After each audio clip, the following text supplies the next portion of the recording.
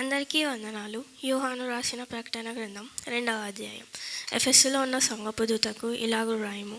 7 నక్షత్రములు తన కుడి చేత పట్టుకుని 7 దీపస్తంభముల మధ్య సంచరించువాడు చెప్పు సంగతులేవనగా, నీ క్రియలను, నీ కష్టమును, నీ సహనమును నేను ఎరుగుదును. నీవు దుష్టులను సహింపలేవనియు, అపుస్తలులు కాకే తాము అపుస్తలులమని చెప్పుకొని వారిని పరీక్షించి వారు అబద్ధికులని నీవు కనుగొంటివనియు, నీవు సహనము కలిగి నా నామము నిమిత్తము భారము భరించి అలయలేదనియు నేను ఎరుగుదును.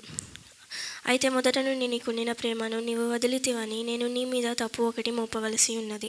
నీవు ఏ స్థితి నుండి పడితివో అది జ్ఞాపకము చేసుకొని మారుమనస్సు పొంది ఆ మొదటి క్రియలను చేయము. అట్లు నీవు మారుమనస్సు పొందితేనే సరి, లేని ఎడల నేను నీ యొద్దకు వచ్చి నీ దీపస్తంభమును దాని చోట నుండి తీసివేతును. అయితే ఈ ఒకటి నీలో ఉన్నది, నికొలాయితుల క్రియలను నీవు ద్వేషించుచున్నావు, నేను కూడా వీటిని ద్వేషించుచున్నాను. చెవిగలవాడు ఆత్మసంగములతో చెప్పుచున్న మాట వినుగాక. జయించువానికి దేవుని పరదేశంలో ఉన్న జీవవృక్ష ఫలము భుజింపనిత్తును. స్ముర్నాలో ఉన్న సంఘపు దూతకు ఇలాగు వ్రాయము. మొదటివాడును కడపటివాడునై ఉండి మృతుడనై మరలా బ్రతికిన వాడు చెప్పు సంగతులేవనగా, నీ శ్రమను దరిద్రతను నేను ఎరుగుదును. ఆయనను నీవు ధనవంతుడవి.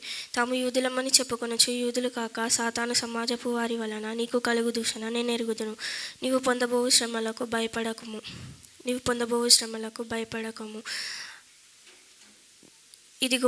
ఇదిగో మీరు శోధింపబడినట్లు అపవాది మీలో కొందరిని చెరలో వేయింపబోచున్నాడు.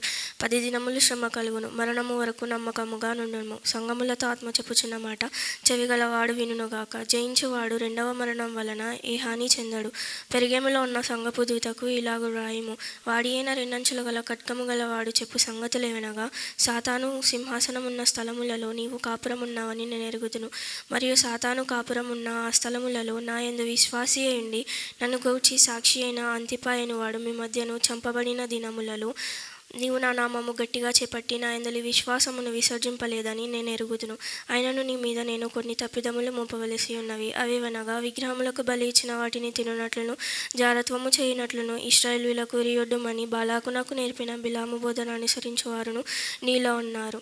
అటువలనే నికొలాయితుల బోధన అనుసరించువారును నీలో ఉన్నారు. కావున మారు మనస్సు పొందుము. లేని ఎడల నేను నీ యొద్దకు త్వరగా వచ్చి నా నోట నుండి వచ్చు ఖడ్గము చేత వీరితో యుద్ధము చేసేదను. సంఘములతో ఆత్మ చెప్పుచున్న మాట చెవిగలవాడు వినుగాక. జయించువానికి మరుగైన మన్నాను భుజింపనిత్తును, మరియు అతనికి తెల్ల రాతినిత్తును.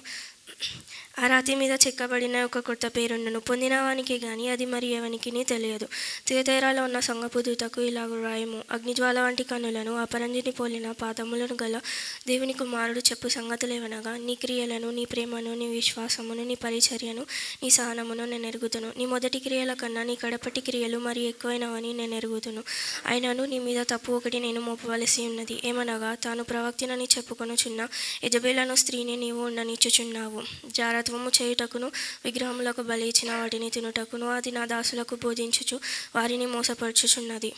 మారు మనస్సు పొందుటకు నేను దానికి సమయం ఇచ్చి తిని కానీ అది తన జారత్వమును విడిచిపెట్టి మారు మనస్సు పొందనొల్లదు. ఇదిగో నేను దానిని మంచము పట్టించి దానితో కూడా వ్యభిచరించు వారు దాని క్రియల విషయమై మారు మనస్సు పొందితేనే కానీ వారిని బహుశ్రమల పాలు చేతును.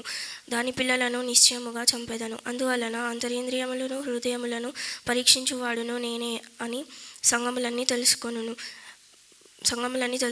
మరియు మీలో ప్రతి వానికి వాని క్రియల చొప్పున ప్రతిఫలం ఇచ్చేదను.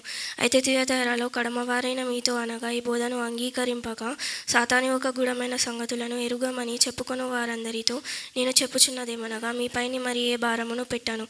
నేను వచ్చు వరకు మీకు కలిగి ఉన్న దానిని గట్టిగా పట్టుకొనుడి. నేను నా తండ్రి వలన అధికారము పొందినట్టు జయించుచు అంతము వరకు నా క్రియలు జాగ్రత్తగా చేయువానికి జనముల మీద అధికారం ఇచ్చేదను. అతడు వారిని ఇనుపదండములతో ఏలును. వారు కుమ్మరి వాని పాత్రల వలె పలగొట్టబడుదురు. మరియు అతనికి వేకువ చిక్కనిచ్చేదను. సంఘములతో ఆత్మ చెప్పుచున్న మాట చెవిగలవాడు వినుగాక. ఆమెన్.